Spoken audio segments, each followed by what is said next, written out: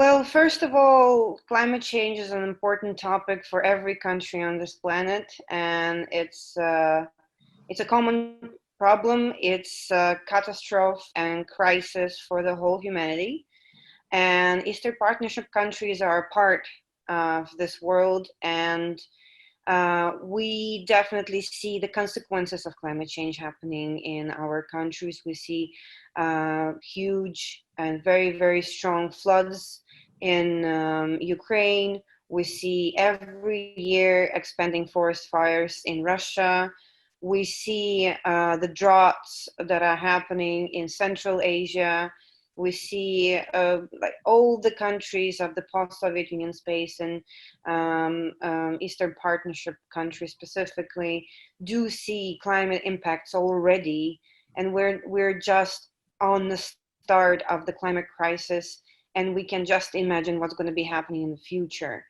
And Eastern Partnership countries has a huge potential to actually stop emitting the to stop using dirty fossil fuels and emitting greenhouse gas emissions. We have huge potential in renewable energy sources, in energy efficiency, in climate policy. But the governments are moving extremely slowly in Eastern Partnership.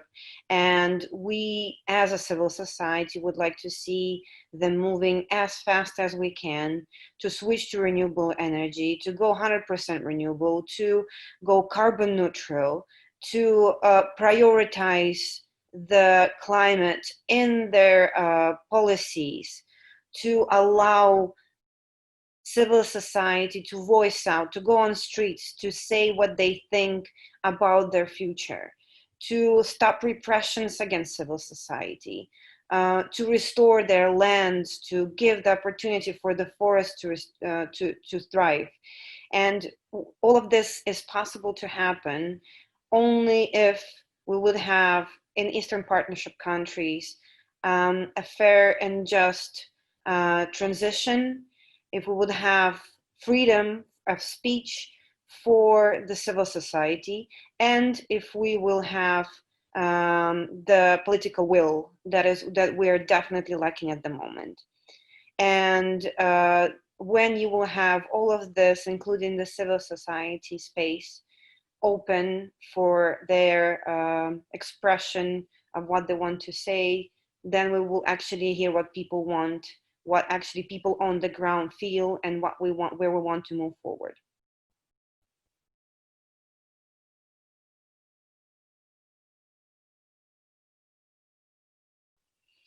Well, first of all, EU should revise their NDC first. I think they should look at this themselves first. We're really hoping that the latest 55% of reduction that they're promising is actually going to be on the table, although we think, of course, that this is not enough when we have to go 100% renewable energy by as soon as we can. And the European Union has all the potential, all the money, and all the political will to actually do that as soon as possible, even by 2030, if there will be a political will. But of course, as EU is a big influence to all the Eastern Partnership countries, and Eastern Partnership countries are looking up to EU like a big brother, we definitely need the leadership in the Eastern Partnership countries from the EU to lead them in the climate policy, to lead them in ambition, to explain to the governments that are still on a very, very low understanding of what climate crisis is, of how to deal with it, of what kind of solutions there are available, to help with technology transition, to help raising the voices of civil society in the countries that repressing them constantly, to punish those governments and politicians who are trying to repress those voices. There are many things that the European Union can do, and we're very much hoping that the European Union will be more and more active in pushing and lobbying the ambitious climate policy in Eastern Partnership countries.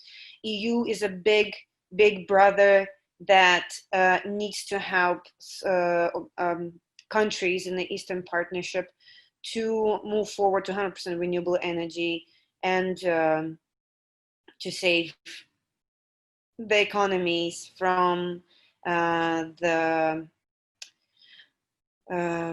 crashing from the COVID-19 situation, because without the just transition and without the green recovery, there will be no possibility for a better future for all of our Eastern Partnership countries.